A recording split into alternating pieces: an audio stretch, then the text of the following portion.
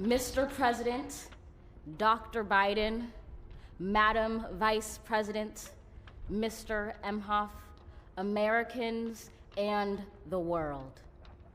When day comes, we ask ourselves, where can we find light in this never-ending shade? The loss we carry, a sea we must wade. We've braved the belly of the beast. We've learned that quiet isn't always peace, and the norms and notions of what just isn't always just is.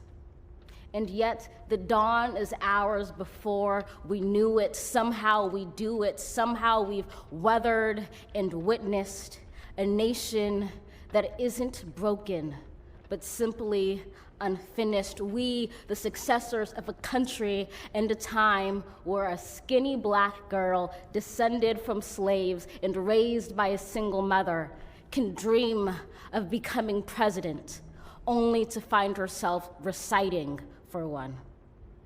And yes, we are far from polished, far from pristine, but that doesn't mean we are striving to form a union that is perfect.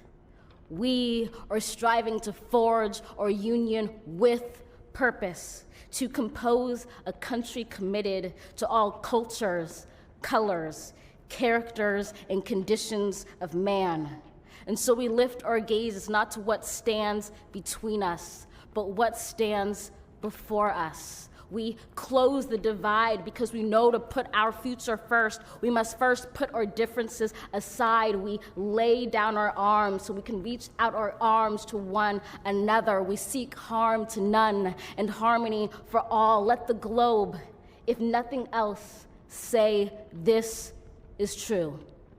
That even as we grieved, we grew, that even as we hurt, we hoped, that even as we tired, we tried, that we'll forever be tied together, victorious, not because we will never again know defeat, but because we will never again sow division.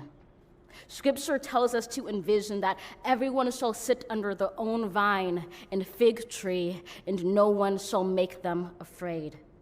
If we're to live up to our own time, then victory won't lie in the blade, but in all the bridges we've made. That is the promised glade, the hill we climb, if only we dare it, because being American is more than a pride we inherit. It's the past we step into and how we repair it. We've seen a force that would shatter our nation rather than share it, would destroy our country if it meant delaying democracy. And this effort very nearly succeeded. But while democracy can be periodically delayed, it can never be permanently defeated.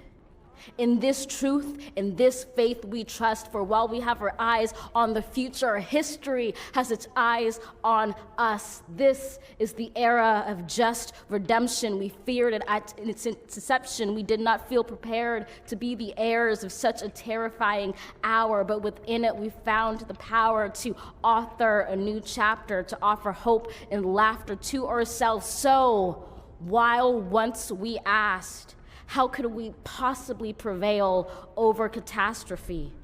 Now we assert. How could catastrophe possibly prevail over us?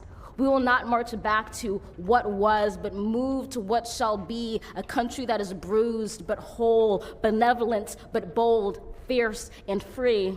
We will not be turned around or interrupted by intimidation, because we know our inaction and inertia will be the inheritance of the next generation. Our blunders become their burdens. But one thing is certain: if we merge mercy with might and might with right, then love becomes our legacy and change our children's birthright.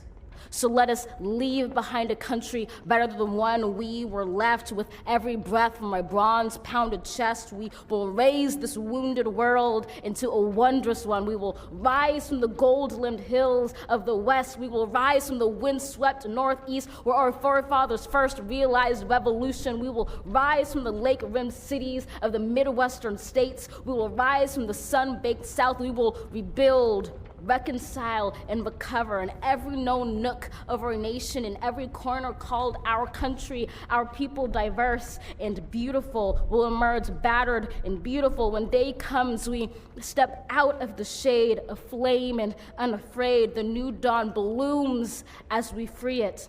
For there is always light, if only we're brave enough to see it, if only we're brave enough to be it.